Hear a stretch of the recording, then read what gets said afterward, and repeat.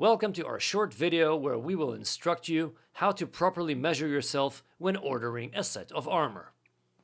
First of all, we measure the foot. We need your regular shoe size, the type of shoes you wear every single day. Apart from that, you need to put on your medieval shoes and then measure your foot from the tips of your toes to the end of your heel.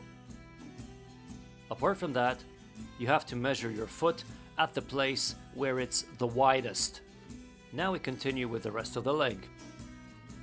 The types of quilted hose you're wearing can either reach just below the knee or they can fully cover the leg. We also have to measure the leg in a few points. The first place is at your ankle. It's important to do it in your medieval shoes, the shoes you will be wearing while wearing your armor. The second place, it's at your leg's most narrow point, so somewhere above your ankle and below the shin. When you measure it, remember not to make it too tight or too loose. The second place is the widest or the biggest part of your shin. The next point is precisely where the knee is located, so just around your kneecap. And then the widest part of your thigh, which is located right next to the groin. So to conclude, it's the widest part of your thigh, it's around your kneecap, the widest part of the shin, the most narrow part of the leg or the shin, and what's more, right under your kneecap, there is a bone, and we measure from that bone all the way down to the instep of the foot. However, when you place the order, it's very important to tell us what exactly you intend to wear underneath the armor, whether it's quilted hose, regular thin woolen hose, or something similar. The same thing with the rest of the armor, whether it's a thick gambeson or just a very thin arming doublet. Regardless of what you're wearing, the measurement looks exactly the same.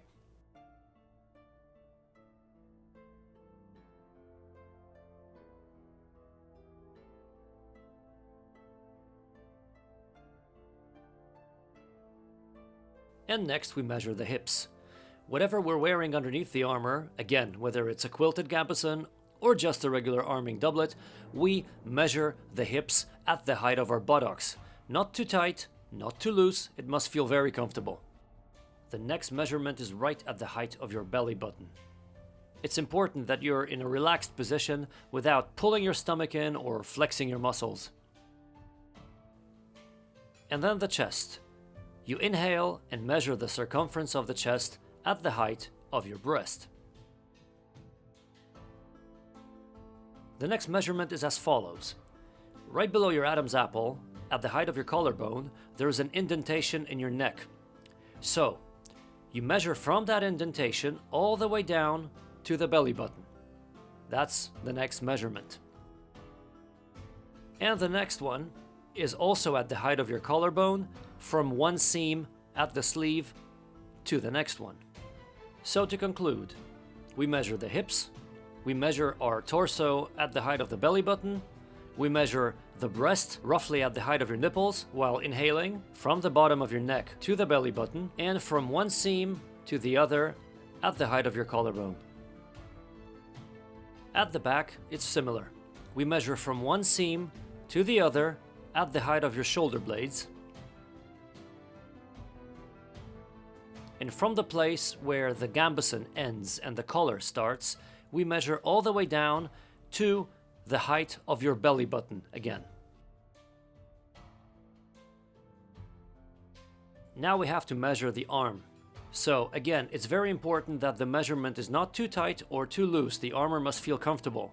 So first we start off with the bicep. It's very important that it's fully flexed. Then we measure the forearm at its widest point. Next we measure the wrist at its most narrow point. It's very important that all the measurements are done over your gambeson or the quilted jacket you're wearing underneath. Very often people measure their bicep and their forearm on the gambeson, but if the gambeson is a little too short, the last measurement is done on the skin of the wrist, which is absolutely out of the question because then the armor will not fit well. Another thing people do sometimes is when the sleeve of the gambeson is too wide at the wrist, they measure the sleeve itself. which makes the armor look more like a drainage pipe, and that's a big mistake as well. Please avoid that too. So the bicep, the forearm, and the wrist at its narrowest point. We also need the actual length of your arm. This we measure again from the seam all the way down through the elbow to your wrist. It's important that the arm is bent. Apart from that, we need your height and your weight as well. Should you happen to have a thicker gambeson, the measurements look exactly the same. However, to be honest, we do not recommend such gambesons underneath the armors because they make it very difficult to move.